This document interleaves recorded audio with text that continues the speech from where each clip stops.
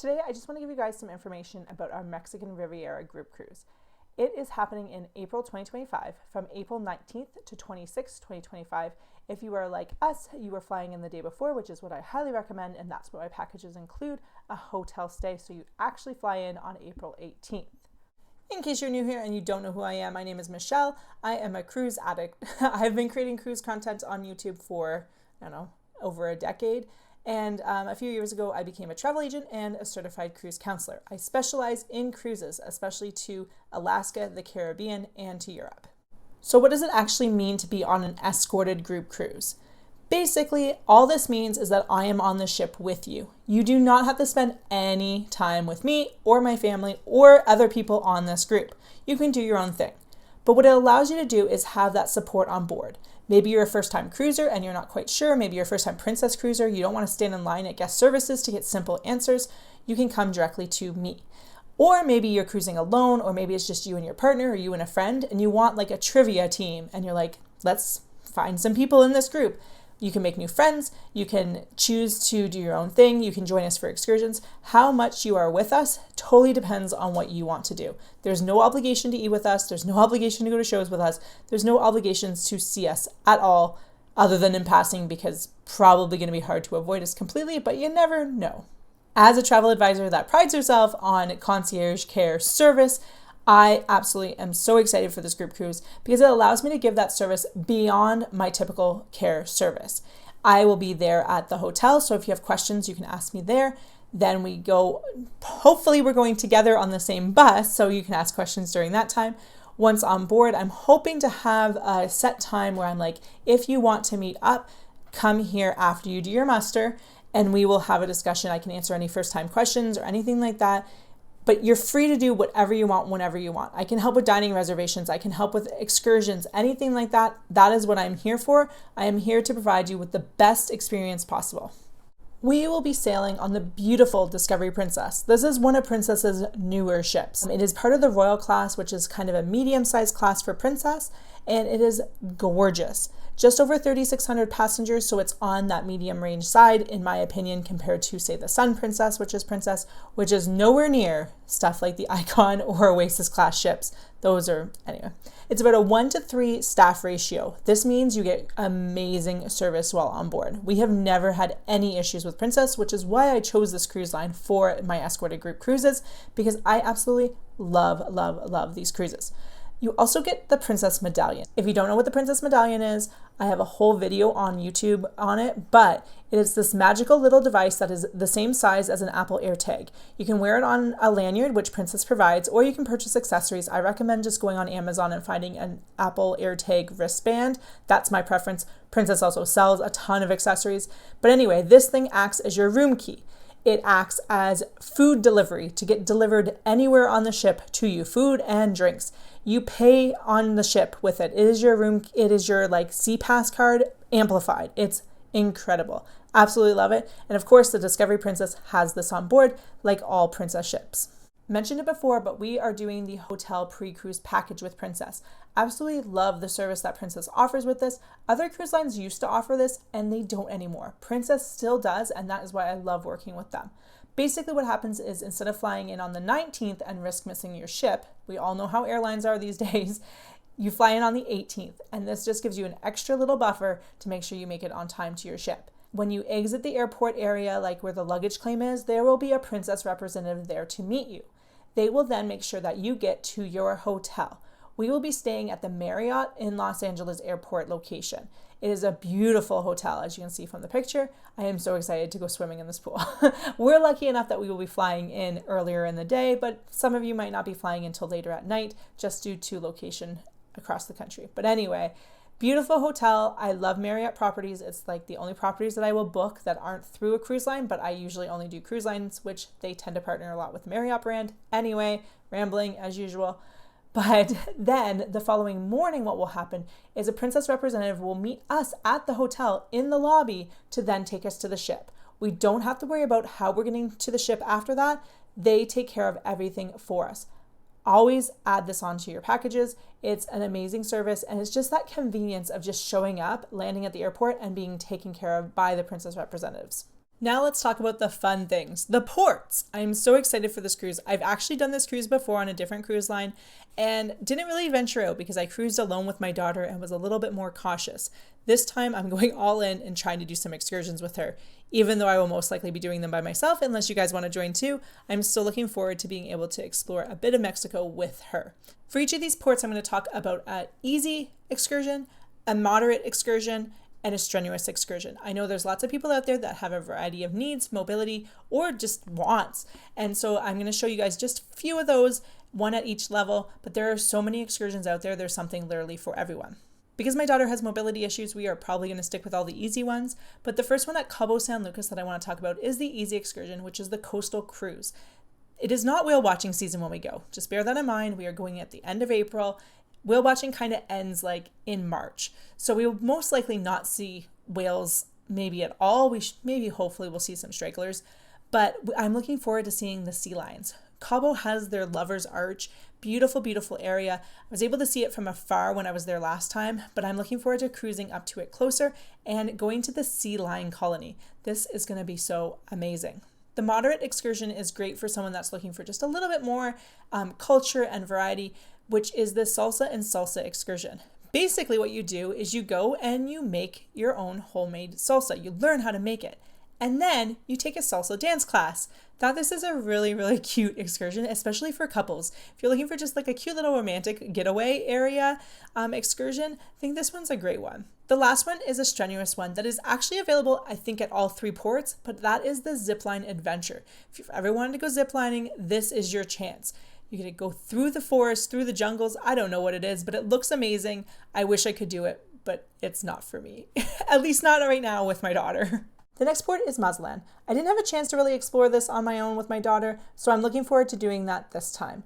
The excursion that we're doing will be the easy one, which is the hop on and off bus. We've done this at other ports and have had good success with it with my daughter. Usually we'll like hop on and then stay on and just kind of ride it around.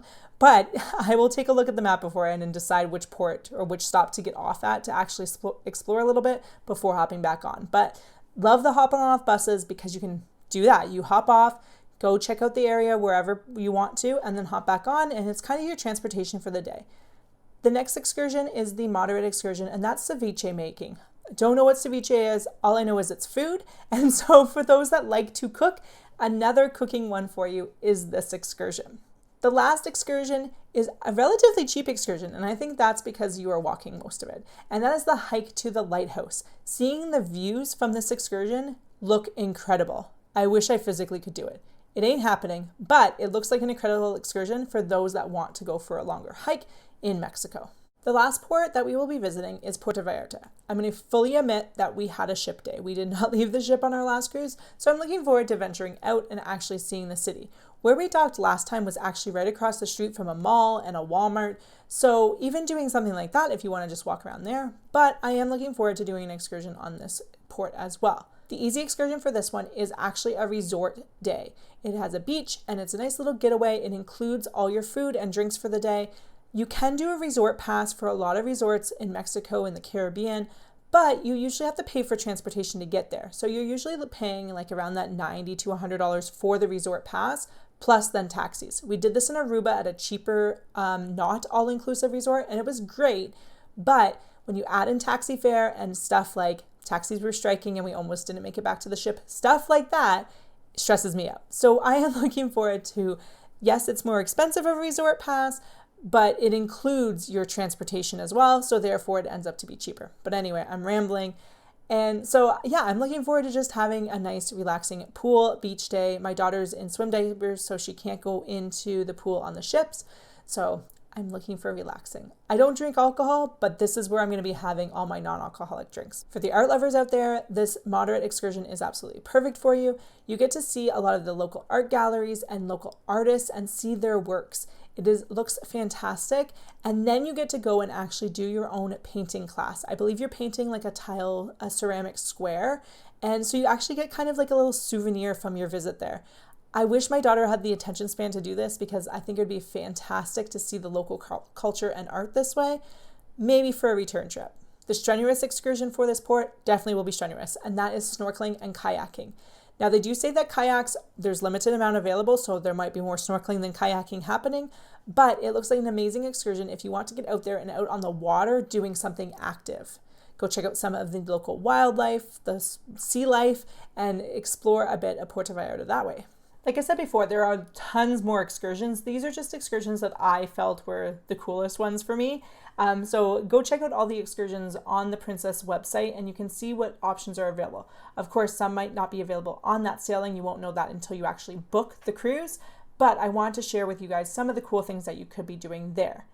Another thing is to note that if you have a later flight leaving from LA, you can actually do an excursion in LA as well that will drop you off at the airport. It's usually not that much more than actually having the transfer to LA. Highly recommend doing that if you have a later flight, and it's something that we will most likely be doing. Let's talk pricing. So I'm a Canadian travel agent. All my pricing is in Canadian dollars. If you're a Canadian looking to book, there is no issue. I can book you. If you are an American, it really depends on what state you are in. I recently learned that I am not licensed to sell in certain states.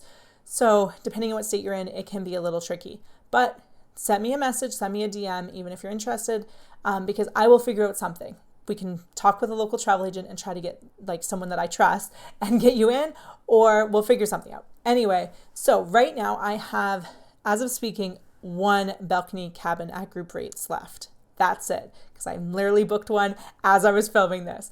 But anyway, if you are interested in an interior or a balcony or a suite, anything, I can see what I can do because right now rates are amazing, even not in the group rates. So for $2,600, balcony stateroom, there's also premium deluxe balconies as well, but $2,600 for the plus package, which includes all your drinks to $15, 2 casual dinings. It includes tons, your internet, your gratuities, so much stuff. This weekend only, so September long weekend until Monday, $100 per person, US dollars onboard credit. That is just this weekend. I cannot guarantee that that onboard credit is going to stay beyond that because Princess is just saying this weekend, that's it. That's it. Also reduced deposits. Reduced deposit of $134 per person Canadian. So $100 US, I think is how they do it, but it's $134 Canadian because that's what you're booking in is Canadian dollars, is the reduced deposit. That apparently is also ending this weekend, but it's been going on for a while. So I would not be surprised if Princess continued that. Just with the $100 onboard credit per person, I cannot guarantee that that will continue. If you are looking to have third or fourth guests in your cabin, so say you have kids or you are traveling with a group of friends and you really just want to have a third guest, if you are having 3 adults in the room, I highly recommend going with the deluxe balcony because there's a pull-out couch. Otherwise, if it's 3 adults in the room, someone sleeping on the top bunk doesn't look great. Does not look comfortable. We sleep in those rooms because my daughter is technically the third person. She co-sleeps with me. Anyway, I'm rambling. But yeah, if you have kids, I don't think, as long as they can sleep on an upper bunk, no problem. But if you're sleeping with 3 adults, if you have 3 adults in a room, highly recommend getting the deluxe balcony or booking separate rooms. I can get connecting rooms. Usually we'll see, but if you want that third or fourth guest free where you're only paying for port fees and taxes and gratuities and that kind of stuff, this is the time to book. The onboard credit does not apply for that, but Princess has been going pretty good with the third and fourth guests free for this cruise. I've been booking this cruise for a while now, booking people into it, and I think every single time the third or fourth guest has been free with the reduced deposit. So that's probably not going to change anytime soon, but if you want the best price with the onboard credit, that has to happen this weekend. And like I said, I only have 1 room left in my block to be able to guarantee pricing in my group rate. So that's what I recommend doing, is booking this weekend if you can.